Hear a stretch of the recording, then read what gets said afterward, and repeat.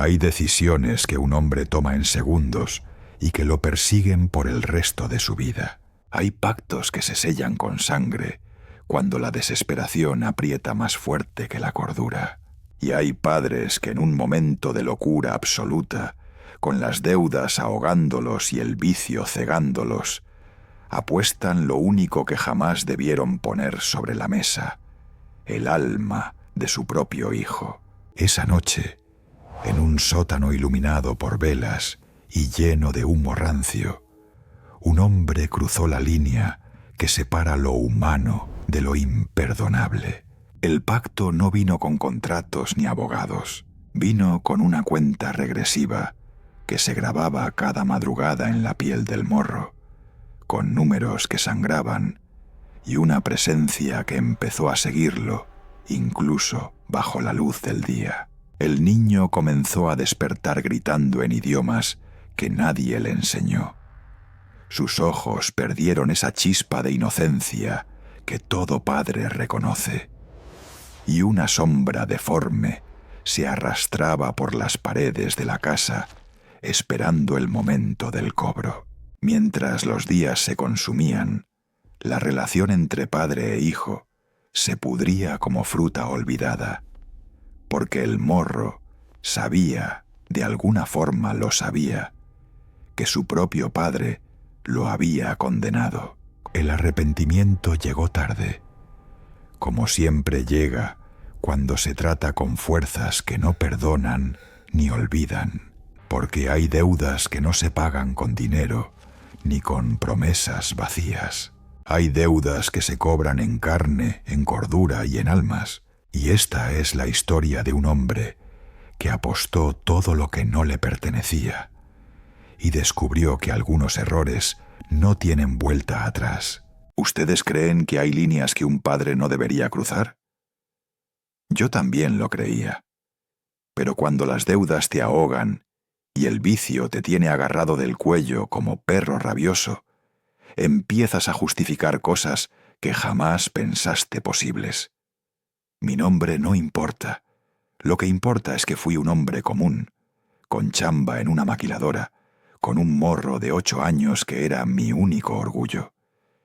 Y en una noche de mierda, con la botella vacía y los cobradores tocando mi puerta, crucé esa línea que no tiene regreso. Todo empezó 3 meses antes de esa noche maldita. Yo siempre había sido cascarrabias con el dinero, pero el póker me agarró de sorpresa, como agarran esas adicciones que uno jura que controla. Al principio ganaba, y eso es lo peor que te puede pasar, porque te hace creer que eres bueno, cuando la realidad es que solo tienes suerte de principiante. Mi comadre Lupita me advirtió. Me dijo que esas partidas en el sótano de don Remigio no eran normales, que ahí se jugaban cosas que iban más allá del dinero. Yo me reí en su cara, le dije que eran puras cosas de viejos locos, que yo solo iba a recuperar lo que había perdido y ya. ¡Qué pendejo fui! Las deudas crecieron como tumor maligno. Primero fue la renta atrasada, luego los préstamos con intereses que te rompen la espalda, después los prestamistas de barrio que no aceptan excusas. Mi esposa se había largado 2 años atrás, harta de mis promesas vacías, y me dejó al morro, porque según ella, yo cambiaría por él. No cambié un carajo. El niño comía lo que podía, iba a la escuela con los zapatos rotos, y yo seguía bajando a ese sótano cada viernes pensando que la siguiente mano sería la buena. El olor de ese lugar se me quedó grabado en la nariz, una mezcla de tabaco rancio, cerveza derramada y algo más, algo agrio y espeso que no supe identificar hasta mucho después. La noche del pacto llegó cuando ya no me quedaba nada que apostar. Había perdido todo mi sueldo del mes. Había empeñado hasta el anillo de mi abuela, y los otros jugadores me miraban con esa mezcla de lástima y desprecio que te hace sentir menos que basura.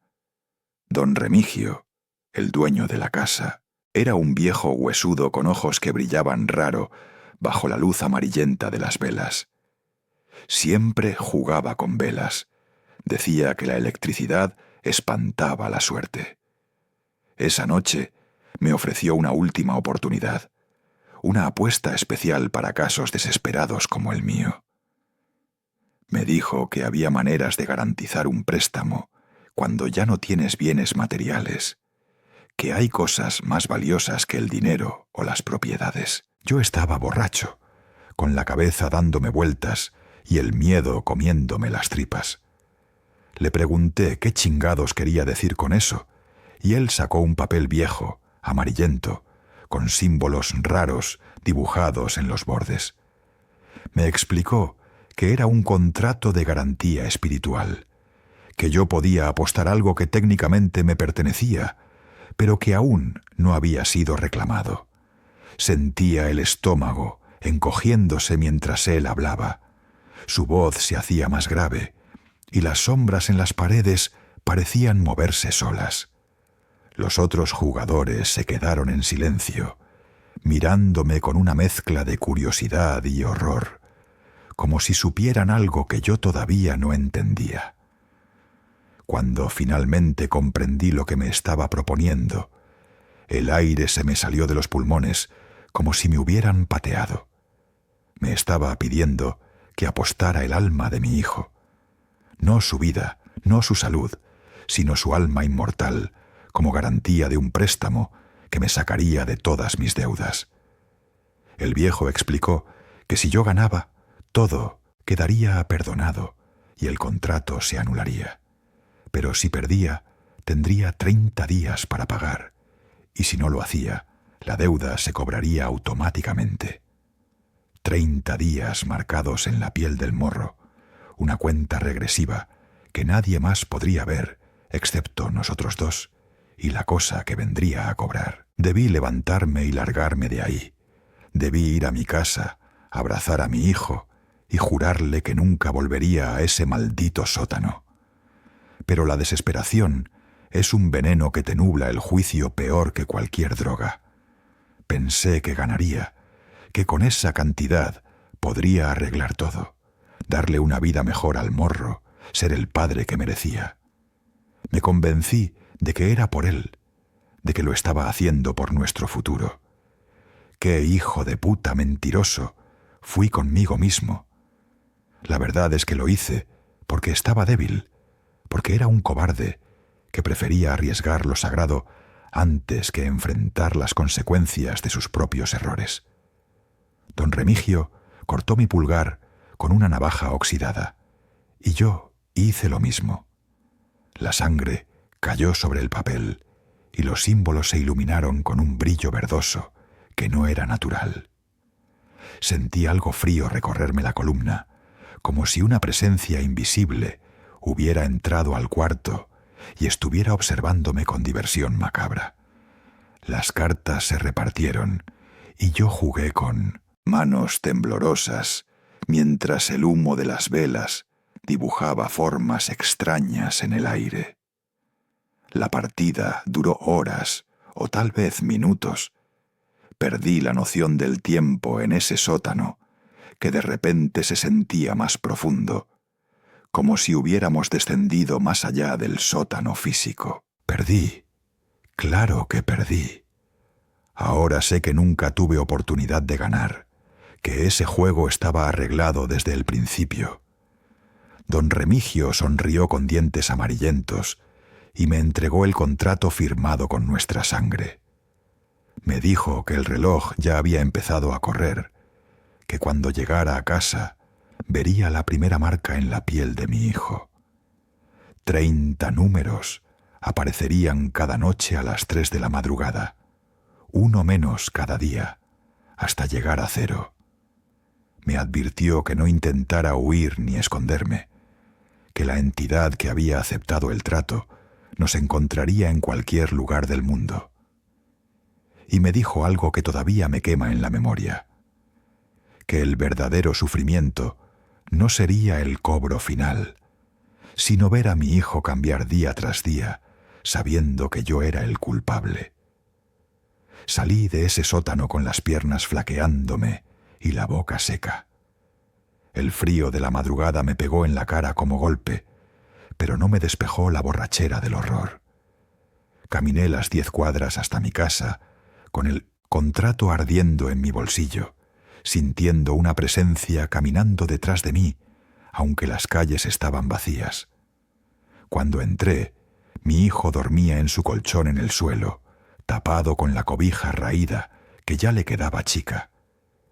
Me acerqué temblando y levanté su playera con cuidado. Ahí estaba, grabado en su pecho justo sobre el corazón, el número 30, sangrando levemente como si hubiera sido tallado con algo afilado. Mi hijo se movió en sueños y murmuró algo en un idioma que nunca había escuchado. Y yo me derrumbé en el piso, entendiendo finalmente la magnitud de lo que acababa de hacer. Los primeros 3 días intenté convencerme de que todo había sido una pesadilla causada por el alcohol. Me decía que el número en el pecho del morro era producto de mi culpa, una alucinación colectiva que solo existía en mi cabeza enferma. Pero cada madrugada, puntual como reloj de muerte, el número cambiaba. 28, 27, 26. La herida nunca sanaba del todo. Siempre había esa costra fresca que sangraba ligeramente cuando el nuevo número aparecía. Mi hijo al principio no se quejaba. Dormía profundo durante esas marcaciones nocturnas. Pero yo me quedaba despierto en el sillón, esperando las 3 de la mañana, como espera un condenado su ejecución. El 4.º día fue cuando empezaron las pesadillas. El morro despertó gritando con una voz que no era suya, más grave y áspera como si tuviera las cuerdas vocales destrozadas.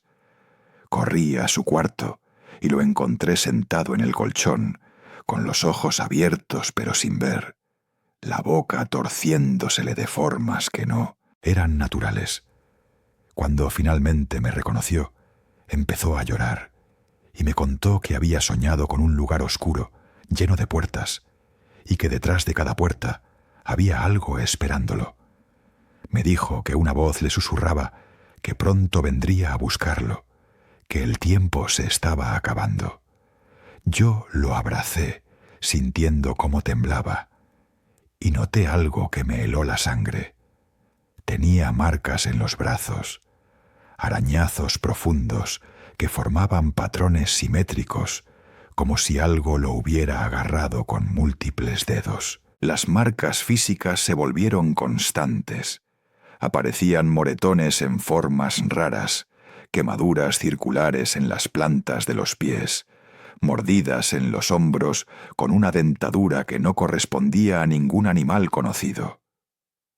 Llevé al morro con la doctora del centro de salud, una mujer mayor que había visto de todo en el barrio. Ella examinó las marcas con el ceño fruncido y me preguntó si alguien estaba lastimando al niño. Le juré que no, que las marcas aparecían solas durante la noche. Me miró con esos ojos que dicen más que las palabras y me recetó una pomada para las heridas. Pero cuando le levanté la playera para mostrarle el número en el pecho, ella no lo vio. Para ella el pecho del morro estaba limpio, sin marcas. Solo nosotros podíamos ver la cuenta regresiva. La sombra llegó el día 11. Estábamos en el parque cerca de la casa, yo intentando que el morro tuviera algo de normalidad, mientras su mundo se desmoronaba. Era mediodía. El sol pegaba fuerte como pega en verano, sin una nube en el cielo. El morro estaba en los columpios cuando de repente se detuvo y se quedó mirando fijo hacia un punto detrás de mí. Su cara perdió todo el color y empezó a temblar. Me giré para ver qué lo tenía así, y ahí estaba, una sombra proyectándose en el piso, aunque no había nada que pudiera proyectarla. Era deforme, como si varias siluetas se hubieran fundido en una sola, con extremidades demasiado largas y una cabeza que se estiraba hacia arriba en un ángulo imposible. La sombra se movía independiente del sol, deslizándose por el pasto hacia nosotros con movimientos espasmódicos. Desde ese día, la sombra nos siguió a todos lados. La veíamos en las paredes de la casa, en el piso de la cocina, extendiéndose desde debajo de la puerta del cuarto del morro. No importaba la hora ni la luz, ahí estaba. A veces se quedaba quieta durante horas, otras veces se retorcía y cambiaba de forma como si estuviera impaciente. El morro dejó de dormir bien, las ojeras se le marcaron profundas y empezó a perder peso porque apenas probaba la comida. Yo intentaba mantenerlo entretenido, llevarlo a lugares con mucha gente pensando que ahí la cosa no nos seguiría. Pero la sombra siempre estaba, arrastrándose por el suelo entre las piernas de la gente que no podía verla. Las palabras raras comenzaron alrededor del día 17. El morro empezó a hablar dormido en un idioma que sonaba antiguo, gutural, con consonantes que parecían raspar su garganta. Lo grabé una noche con mi celular viejo y se lo mostré a don Fermín, el librero del barrio que había estudiado en el Sino-Andemont seminario antes de perder la fe. Él escuchó la grabación 2 veces, su cara poniéndose más y más pálida. Me dijo que reconocía algunas palabras del arameo antiguo, otras del latín eclesiástico, idiomas muertos que un niño de 8 años no tenía forma de conocer, y que lo que decía era perturbador. Hablaba de puertas abriéndose, de deudas que se pagan con carne, de un viaje sin regreso. Pero lo peor no eran las marcas físicas, ni la sombra, ni el idioma extraño. Lo peor era ver cómo mi hijo me miraba. Esa inocencia que todo niño tiene en los ojos se había ido, reemplazada por algo más viejo y más sabio de lo que debería ser. Empezó a evitarme, a encogerse cuando intentaba tocarlo, a quedarse en silencio cuando yo entraba al cuarto. Una noche lo encontré dibujando en el piso, con un carbón que no sé de dónde sacó. Había dibujado muchas puertas, docenas de ellas, y en el centro había dibujado una figura pequeña que se parecía a él, rodeada de sombras con bocas abiertas. Cuando le pregunté qué era eso, me miró directo a los ojos por primera vez en días y me dijo algo que me partió en dos.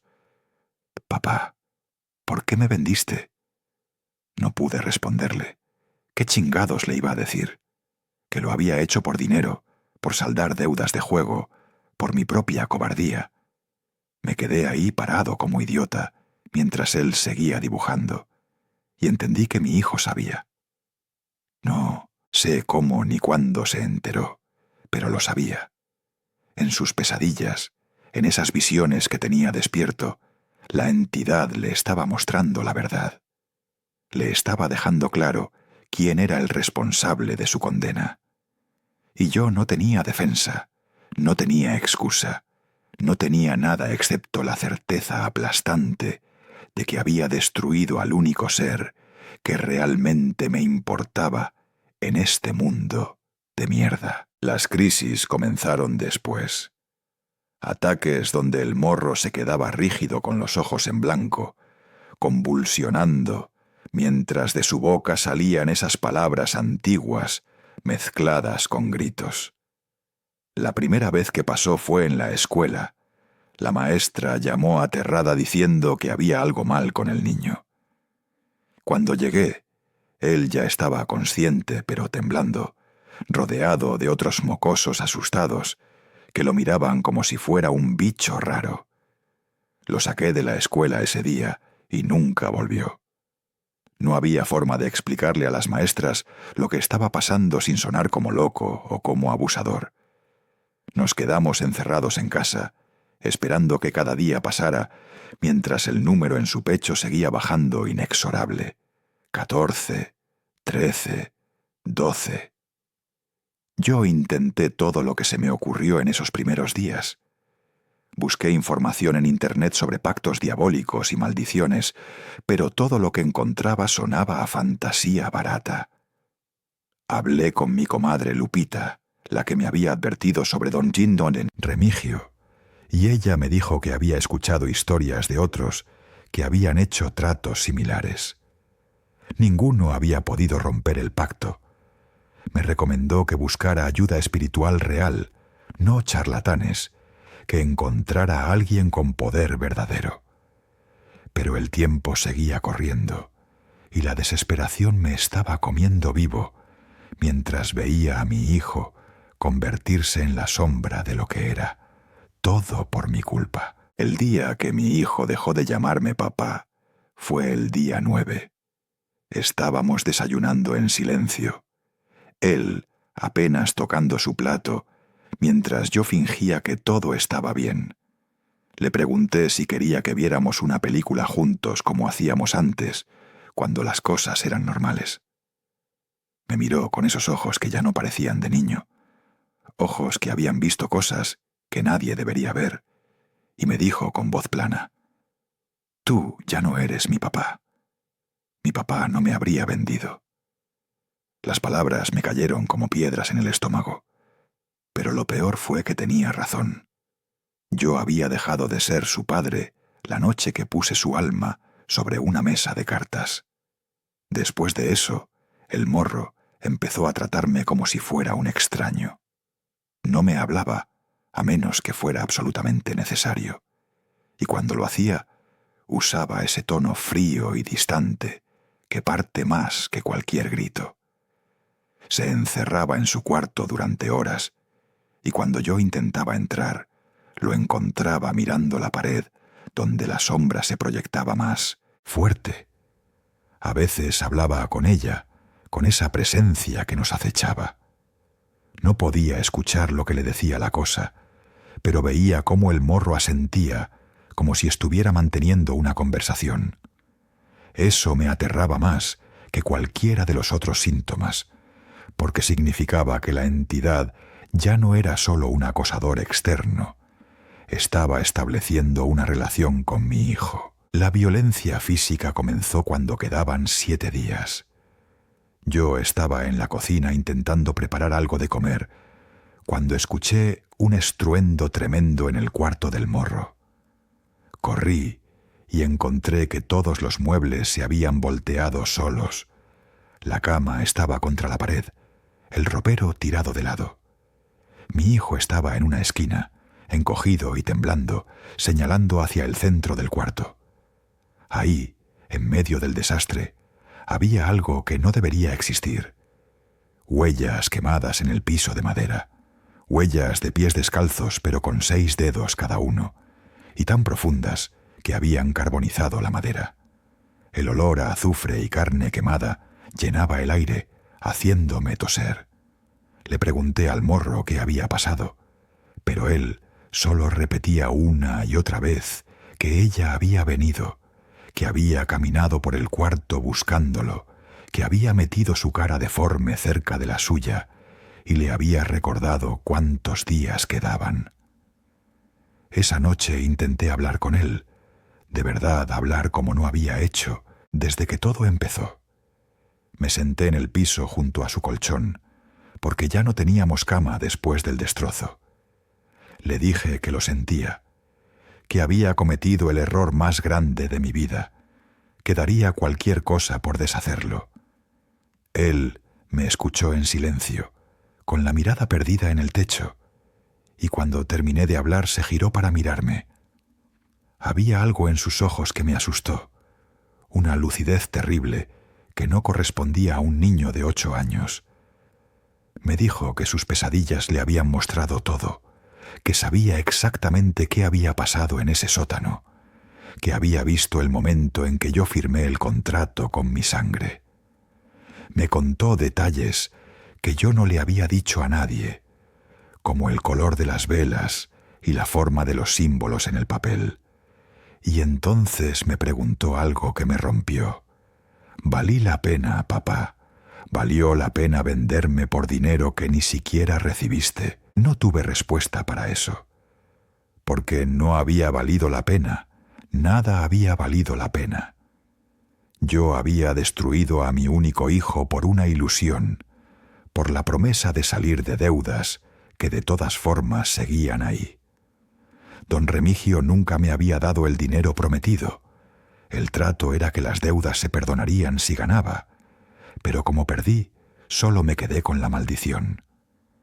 Mi hijo me dio la espalda esa noche y no volvió a mirarme con nada que no fuera desprecio absoluto. La fractura entre nosotros era ya irreparable, una grieta que se hacía más ancha con cada número que desaparecía de su pecho. La entidad se volvió más atrevida conforme el tiempo corría.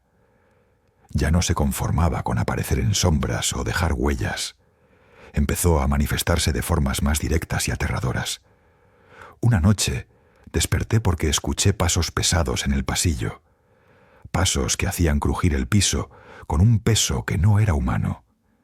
Me asomé y la vi, una figura alta y delgada, tan alta que su cabeza rozaba el techo, con extremidades que se doblaban en ángulos incorrectos.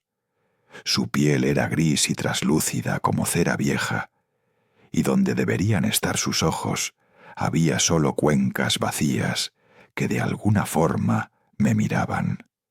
Se quedó parada frente a la puerta del cuarto del morro durante minutos que se sintieron eternos, y yo no pude moverme, paralizado por un miedo tan puro que me quitó hasta la capacidad de gritar. Las manifestaciones se hicieron rutinarias.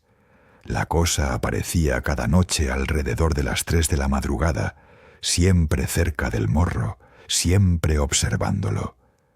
A veces solo se quedaba ahí parada, otras veces se agachaba junto a él y acercaba lo que fuera su cara a escasos centímetros de la del niño. Mi hijo había dejado de reaccionar con miedo. Ahora solo la miraba con resignación, como un condenado que acepta su destino. Una vez lo encontré hablando con ella, preguntándole si dolería mucho, si el viaje sería largo. La entidad no respondía con palabras que yo pudiera escuchar, pero el morro asentía como si entendiera perfectamente. Yo intenté defenderlo de la única forma que se me ocurrió. Compré crucifijos y los colgué por toda la casa. Rocié agua bendita que conseguí en la parroquia. Hasta pinté símbolos de protección que encontré en internet en las paredes. Nada funcionó. La entidad se reía de mis intentos patéticos, y yo lo sabía porque podía sentir su diversión, una presencia burlona que llenaba el aire cada vez que ponía un nuevo amuleto. Los crucifijos se caían solos de las paredes. El agua bendita se evaporaba en segundos, dejando manchas negras en el piso, y los símbolos que pintaba aparecían rayados y deformados al día siguiente. Estaba peleando contra algo que no seguía las reglas que yo conocía, algo que había hecho este tipo de tratos 1000 veces antes. La ruptura se completó el día 4. El morro dejó de dormir en su cuarto y se mudó al baño, encerrándose ahí con llave. Decía que era el único lugar donde la sombra no entraba tan fuerte, donde se sentía relativamente seguro. Yo dormía en el piso del pasillo, pegado a la puerta del baño, escuchando sus sollozos silenciosos durante toda la noche. Intenté convencerlo de que saliéramos de la ciudad, de que huyéramos lejos, donde la entidad no pudiera encontrarnos. Él solo rió, una risa amarga que no debería salir de un niño. Me dijo que don Remigio me había advertido, que no había escapatoria posible, que la cosa nos encontraría incluso si viajábamos al otro lado del mundo, y que además ya no quería estar conmigo, que prefería enfrentar lo que venía solo antes que pasar más tiempo con el hombre que lo había traicionado de la peor forma posible. Esa fue la noche que entendí que había perdido a mi hijo mucho antes de que la entidad viniera a cobrarlo. Lo había perdido en ese sótano maldito cuando elegí mi propia cobardía sobre su bienestar. El número en su pecho marcaba 4, y la distancia entre nosotros era ya un abismo que ningún arrepentimiento podría cruzar.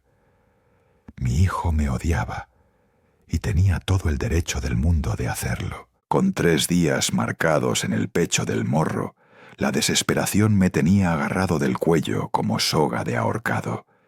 Ya no dormía, ya no comía, solo buscaba cualquier pendejada que prometiera romper el pacto.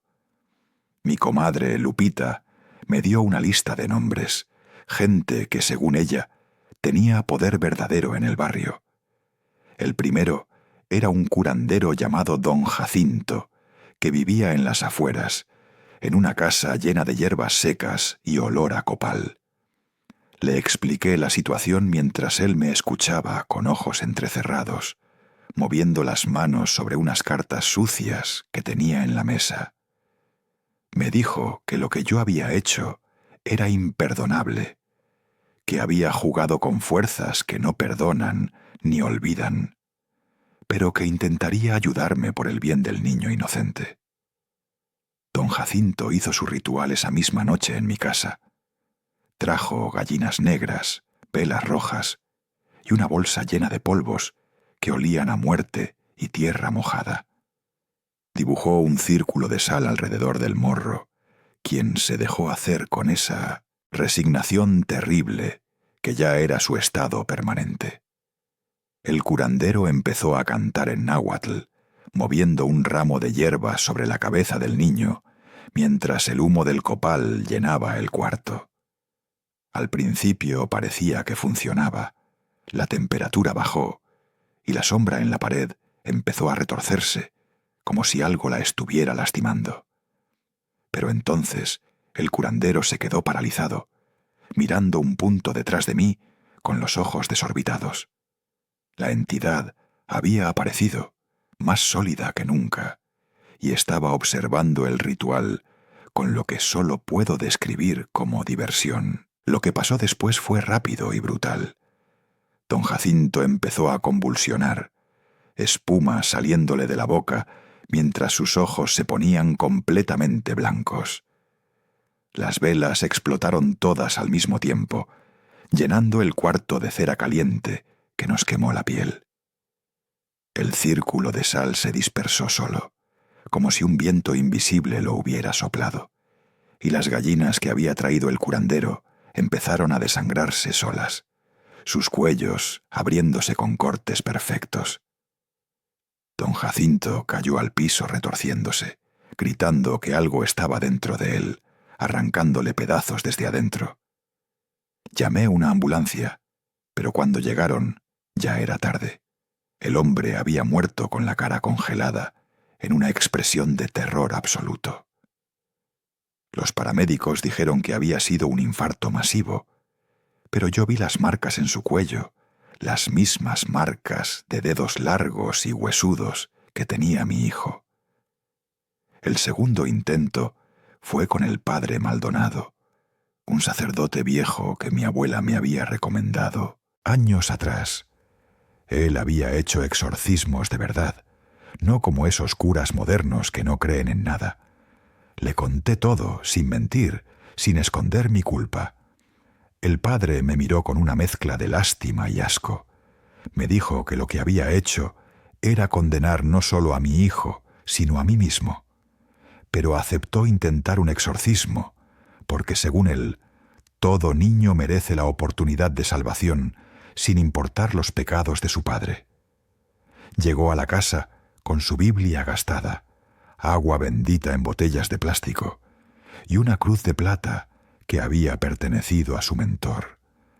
El número en el pecho del morro marcaba 2. El exorcismo empezó a media tarde, con el sol todavía alto pensando que la luz ayudaría. El padre Maldonado roció agua bendita por toda la casa, rezó en latín con voz firme y autoritaria, presionó la cruz contra la frente del morro. Mi hijo se quedó quieto durante todo el proceso, sin resistirse, sin gritar como en las películas. Eso fue lo que me asustó, esa calma absoluta, mientras el sacerdote realizaba el ritual. El padre empezó a sudar, su voz subiendo de volumen mientras ordenaba a la entidad que se fuera en el nombre de Dios. Y entonces el morro habló. Pero no era su voz, era algo más profundo y antiguo que salía de su garganta.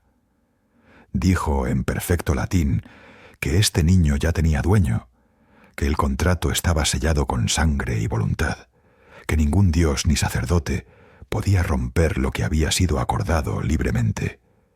El padre Maldonado intensificó sus rezos, presionando la cruz con más fuerza contra la frente del morro. Pero la cruz empezó a calentarse. Vi cómo la piel del sacerdote se quemaba y empezaba a humear. Él gritó y soltó la cruz, que cayó al piso con un ruido metálico. La plata se había derretido parcialmente, deformándose en una masa retorcida. El padre retrocedió, sus manos quemadas y temblando, mirando al morro con horror. Mi hijo sonrió, pero no era su sonrisa, era algo que usaba su cara como máscara. El sacerdote se fue corriendo, literalmente corriendo de mi casa, dejando atrás su Biblia y su agua bendita. Nunca más volvió a contactarme, y escuché después que había renunciado al sacerdocio, que lo que vio ese día le rompió la fe para siempre. La tercera y última persona fue la más peligrosa. Doña Carmela, una bruja del mercado que todos conocían, pero nadie mencionaba en voz alta. Era una mujer menuda, con ojos negros, que parecían ver más allá de lo visible, y cuando le conté mi situación, no mostró sorpresa ni juicio. Me dijo que había visto casos similares, que los pactos de almas eran los más difíciles de romper, porque requerían un sacrificio equivalente. Me explicó que para salvar el alma de mi hijo, otra alma debía ofrecerse en su lugar, preferiblemente la del que hizo el pacto original. Me estaba diciendo que yo debía morir, que debía ofrecer mi propia alma para liberarla de mi hijo. Por un momento lo consideré, de verdad lo consideré, pero la cobardía que me había llevado a ese sótano seguía ahí, paralizada y podrida en mi pecho. Doña Carmela preparó un ritual diferente, más oscuro que los anteriores. Trajo velas negras, huesos de animales y una daga que brillaba con luz propia. Me dijo que intentaría negociar con la entidad, ofrecerle algo a cambio de más tiempo, tal vez años de servicio o mi cordura. Dibujó símbolos en el piso con ceniza y sangre de cabra, símbolos que me hicieron doler los ojos solo de mirarlos. El morro se sentó en el centro del círculo, el número 1 ya grabado en su pecho, la última noche antes del cobro. Doña Carmela empezó a cantar en un idioma que sonaba como vidrios rompiéndose, y la entidad apareció inmediatamente, como si hubiera estado esperando esta invitación. La bruja habló con ella, no con palabras que yo pudiera entender, pero vi el intercambio. Vi cómo la cosa negaba con lo que fuera su cabeza, cómo señalaba al morro y luego a mí con esos dedos imposibles. El ritual terminó con doña Carmela cayendo de rodillas, sangrando por la nariz y los oídos. Me miró con ojos llenos de tristeza y me dijo la verdad que ya sabía, pero no quería aceptar. No había forma de romper el pacto. El trato había sido hecho libremente, con conocimiento y voluntad, sellado con sangre y aceptado por ambas partes. La única manera de salvarlo hubiera sido nunca hacer el trato en primer lugar, o morir yo antes de que acabara el tiempo. Y aún así, mi muerte tendría que ser específica, un sacrificio genuino con arrepentimiento verdadero, no un suicidio cobarde de último momento. La entidad no aceptaba trucos ni atajos. Había diseñado el juego para que yo perdiera sin importar qué hiciera. Se alimentaba de mi sufrimiento tanto como esperaba cobrar el alma del morro. Esa noche, con el número 1 brillando en el pecho de mi hijo, entendí que había perdido. Todos mis intentos habían sido inútiles, peor que inútiles. Habían causado más dolor y muerte. Don Jacinto estaba muerto. El padre Maldonado había perdido su fe. Y doña Carmela había quedado marcada por el contacto con esa cosa. Yo había dejado un rastro de destrucción tratando de arreglar un error que no tenía arreglo. Y mi hijo, mi pobre hijo, me miraba con esos ojos que ya no veían a un padre, sino a su verdugo, sabiendo que mañana a las 3 de la madrugada vendría el cobro final. El último día amaneció como todos los demás, con ese sol indiferente que no se detiene por las tragedias humanas. El número 0 apareció en el pecho del morro a las 3 de la madrugada, y con él vino un silencio espeso que llenó toda la casa. Ya no se escuchaban los ruidos normales de la noche, ni perros ladrando, ni carros pasando, solo ese silencio que te dice que algo terrible está por pasar. Mi hijo no durmió esa noche, se quedó sentado en el colchón, abrazando sus rodillas, mirando la pared donde la sombra se había vuelto tan sólida que parecía una mancha de tinta derramada. Yo me senté frente a él, sin saber qué decir, porque ya no había palabras que pudieran arreglar lo que había roto. Pasamos el día en esa tensión insoportable, cada minuto arrastrándose como hora. Intenté cocinarle algo, pero él no probó bocado. Le pregunté si quería que saliéramos, que pasáramos las últimas horas en algún lugar que le gustara, pero negó con la cabeza. Me dijo que no tenía sentido huir, que la cosa vendría sin importar dónde estuviéramos. Tenía razón. Podía sentir la presencia creciendo conforme se acercaba la medianoche, llenando el aire con ese olor a azufre y carne podrida. La casa se sentía más pequeña, las paredes parecían cerrarse, y la luz de las lámparas parpadeaba sin razón. Todo el universo se estaba preparando para el cobro. Alrededor de las 9 de la noche, el morro me habló por primera vez en días. Me preguntó si yo creía que había algo después, si las almas realmente existían o si todo era mentira. No supe qué responderle. ¿Qué podía decirle un padre que había apostado el alma de su hijo? Le dije que esperaba que hubiera algo, que esperaba que hubiera un lugar donde los niños inocentes fueran protegidos de las consecuencias de los errores de sus padres. Él sonrió triste y me dijo que en sus pesadillas había visto ese lugar, que era oscuro y frío, pero que no estaba solo, que había otros niños ahí, otros que también habían sido vendidos o apostados por adultos desesperados.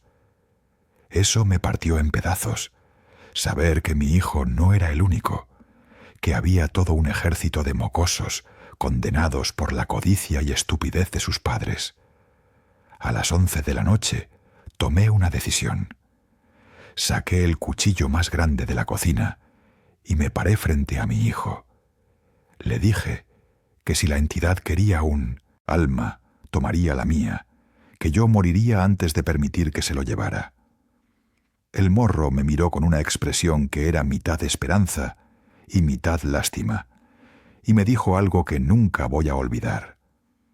«Ya es muy tarde, papá. Debiste pensar en eso hace 30 días. Tenía razón. Mi sacrificio de último momento no era nobleza, era cobardía disfrazada, un intento desesperado de limpiar mi conciencia cuando ya no había nada que limpiar. La entidad no aceptaría ese tipo de trueque, no cuando el pacto había sido tan específico. Dejé caer el cuchillo sintiendo la derrota total aplastándome. A las 2:30 de la madrugada empezaron los fenómenos. Las ventanas se abrieron solas con un estruendo, dejando entrar un viento helado que no venía de afuera, sino de algún lugar más profundo. Las luces se apagaron todas al mismo tiempo, sumergiéndonos en una oscuridad que era más que ausencia de luz, Era una oscuridad viva que se movía y respiraba.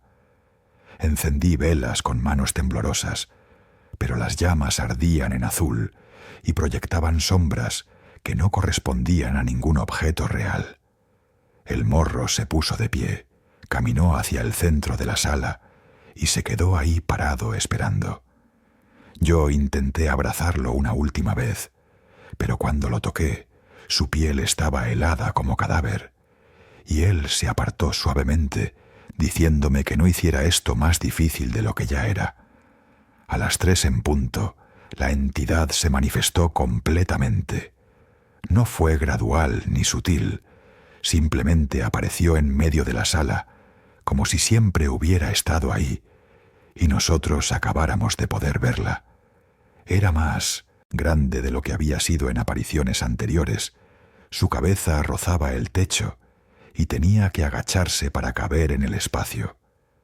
Su piel gris brillaba con luz propia, y donde deberían estar sus ojos había agujeros profundos que parecían conectar con el vacío.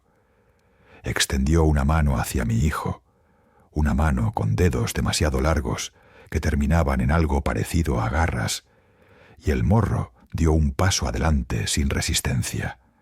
Yo grité, me lancé para interponerme entre ellos, pero algo invisible me empujó contra la pared, con tanta fuerza que me rompió 2 costillas. Desde el piso, con dolor explotándome en el pecho, vi cómo la entidad tocaba la frente del morro con un dedo. El número 0 en su pecho empezó a brillar con luz roja intensa, y mi hijo abrió la boca en un grito silencioso. Vi cómo algo salía de él, algo transparente con forma humana, que se parecía al morro, pero más etéreo, más frágil. Era su alma siendo arrancada de su cuerpo, y el proceso era lento y deliberado, diseñado para causar el máximo sufrimiento. El cuerpo del morro empezó a convulsionar, sangre brotando de su nariz y oídos, pero sus ojos seguían abiertos y conscientes, forzado a experimentar cada segundo de su propia extracción. La entidad sostenía el alma del niño con cuidado casi amoroso, examinándola como quien examina una joya recién adquirida. Entonces pasó algo que no esperaba. Mi hijo, o lo que quedaba de él en ese cuerpo convulsionante, me miró, y en sus ojos vi algo que me destruyó más que cualquier otra cosa en esos 30 días de horror. Vi perdón. No sé cómo ni por qué, después de todo lo que le había hecho, después de haberlo vendido y condenado, mi hijo me estaba perdonando en sus últimos momentos de consciencia. Eso fue peor que cualquier odio, peor que cualquier acusación, porque significaba que él era mejor persona de lo que yo sería jamás.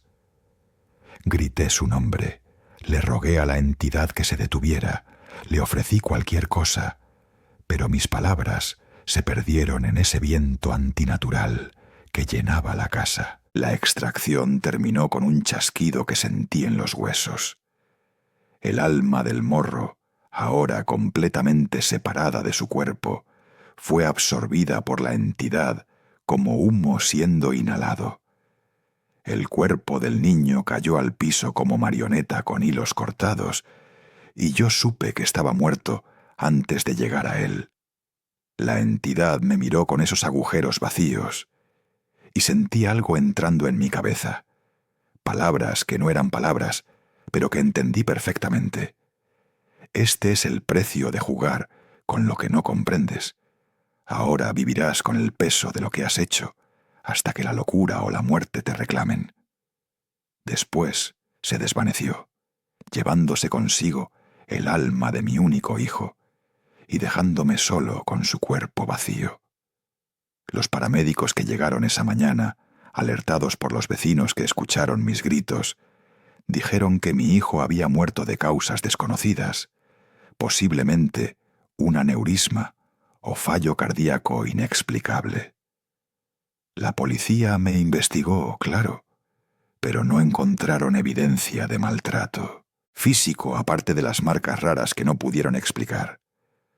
Me dejaron ir después de 2 días, y yo volví a esa casa vacía, donde todo había pasado. La sombra ya no está en las paredes. La entidad se fue después de cobrar lo que le debía.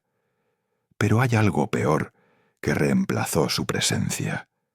El silencio absoluto de un hogar donde ya no vive un niño, y el peso insoportable de saber que yo lo maté, más seguramente que si lo hubiera estrangulado con mis propias manos. Han pasado 6 meses desde esa noche. Yo sigo vivo, si a esto se le puede llamar vivir. No he vuelto a jugar cartas, no he vuelto a ese sótano que posiblemente ya ni exista. Don Remigio desapareció. La casa donde jugábamos está abandonada, y nadie del barrio recuerda que alguna vez hubo partidas ahí. A veces me pregunto si realmente pasó, o si la culpa me rompió la cabeza, y todo fue una alucinación elaborada para justificar la muerte de mi hijo. Pero entonces veo el contrato guardado en mi cajón, ese papel manchado con nuestra sangre y esos símbolos que todavía duelen de mirar, y sé que fue real, tan real como el agujero en mi pecho que nunca sanará. ¿Creen ustedes que hay redención para alguien como yo? ¿Creen que un hombre puede vivir después de vender a su propio hijo? Yo les digo que sí se puede vivir, pero no se puede estar vivo. Soy un cadáver que camina, esperando el día en que la entidad vuelva por lo que realmente le importa, no el alma del niño, sino mi sufrimiento eterno. Porque eso es lo que realmente cobran estos pactos, no las almas, sino la condena perpetua de quienes se atreven a apostarlas.